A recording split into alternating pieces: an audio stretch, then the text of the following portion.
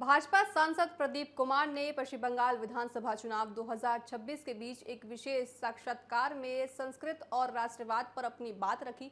उन्होंने कहा कि संस्कृत हमारी केवल भाषा नहीं बल्कि भारत का प्राण है। बंगाल चुनाव के माहौल पर चर्चा करते हुए उन्होंने प्रधानमंत्री मोदी के वायरल वीडियो और उत्तर प्रदेश के मुख्यमंत्री योगी आदित्यनाथ के प्रभावशाली भाषणों का जिक्र किया। सांसद का मानना है कि योगी बाबा के भाषणों से बंगाल में एक नई लहर पैदा होगी जो भाजपा की जीत का मार्गदर्शन करेगी। उन्होंने जोर देकर कहा कि पश्चिम बंगाल की जनता अब विकास और अपनी मूल संस्कृति की रक्षा के लिए बदलाव की ओर अब बढ़ रही है। संवाददाता कंचन अरोड़ा के साथ इस खास बातचीत में उन्होंने और क्या कुछ कहा है, आइए आपको सुनाते हैं। संस्कृत हमारी भाषा ही नहीं बल्कि भारत का प्राण है। साथ ही बंगाल के चुनाव में प्रधानमंत्री नरेंद्र मोदी का वायरल वीडियो, इन सभी को लेकर बात कर लेना चाहेंगे। बीजेपी से सांसद प्रदीप कुमार हमारे साथ मौजूद हैं। सर, जिस तरीके से आरएसएस प्रमुख मोहन भागवत ने कहा कि संस्कृत सिर्फ हमारी भाषा ही नहीं बल्कि भारत का प्राण है, क्या कहेंगे? 100% मोहन भागवत जी सही कहा है कि संस्कृत से ही अभी सभी चीज निकला है। ये बहुत लाखों साल पुराना हमारा भाषा है और उन्हीं से सब भाषा का उत्पत्ति भी हुआ है, जैसा कि मैं पढ़ा हूँ। और भागवत जी 100% सही कहा और प्रत्यक्ष प्रमाण है। अभी जब हमारा सोमनाथ जी चंद्रयान 2 भेजा तो उसने अखबार में लिखा था कि कंप्यूटर भी संस्कृत की भाषा को पकड़ता है। तो अब तो विज्ञान भी साबित कर दिया।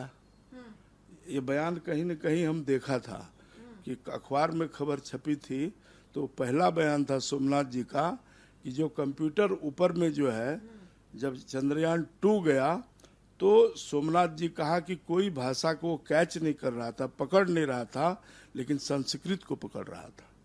तो विज्ञान भी साबित किया है और संस्कृत से ही सभी भाषा, पहले के जमाने में संस्कृत ही एक भाषा थी, संस्कृत से ही सभी भाषा का निर्माण उत्पत्ति हुआ है।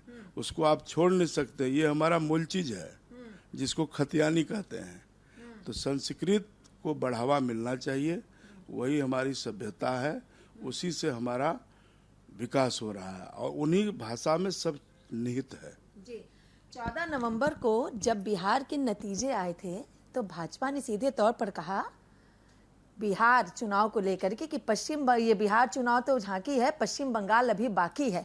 और बंगाल में मोदी जी जैसे पहुंच रहे हैं, झालपुड़ी के पास जा रहे हैं, उसको अपनी जेब से निकाल के 10 रुपए दे रहे हैं और हाल चाल पूछ रहे हैं, उसके चेहरे की जो खुशी है, उसके चेहरे पे जो उत्साह है, क्या लग रहा है बंगाल की जो झांकी वाली बात थी वो कितनी सफल हुई? देखिए, वो सही कहा है, बंगाल त्रस्त है।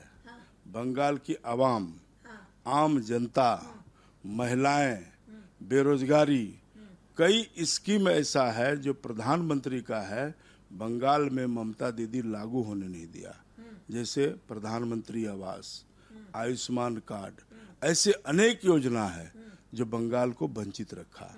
ममता दीदी को नरेंद्र मोदी से लड़ाई हो सकती है, लेकिन बंगाल के आवाम से नहीं होना चाहिए। तो सरकार का पैसा देश का पैसा है, जनता का पैसा है। तो ममता दीदी को मोदी जी का नाम सुनते ही उसको मिर्ची लग जाती है और इतनी क्रूर है वो कि कई भाजपा के कार्यकर्ता को घाट उतार दिया मौत का। इस नाते बंगाल में कमल खिलेगा, इसमें कहीं संशय नहीं है। दिन रात हमारे प्रधानमंत्री, पूरी भाजपा की टीम, हमारे सभी नेता लगे हुए हैं और निश्चित रूप से बंगाल में कमल खिलेगा, इसको कोई रोक नहीं सकता। एक अंतिम सवाल, उत्तर प्रदेश के मुख्यमंत्री योगी आदित्यनाथ का बुलडोजर बाबा भी कहा जाता है और उनका बुलडोजर को वाला जो एक्शन है वो राजस्थान, मध्य प्रदेश, कई अलग अलग राज्यों में भी देखने को मिला। क्या लग रहा है जिस तरीके से योगी बाबा बंगाल में रैली, रोड शो, जनसभा कर रहे हैं, लोगों को संबोधित कर रहे हैं, कितना असर बंगाल की जीत पर इसका पड़ने वाला है? देखिए, बाबा तो बिहार भी गए थे, हमारे क्षेत्र में 2 जगह गए, दोनों जीत गया। तो बाबा का जो करेज है वो बंगाल में भी दिख रहा है कि एक एक सभाओं में काफी भीड़ होती है और बाबा का एक्शन को देश ने पसंद किया है। इसलिए चिंता मत कीजिए, बाबा तो बाबा है, इसलिए बाबा वहाँ बढ़िया से काम कर रहा है, उसका पूरा असर है वहाँ।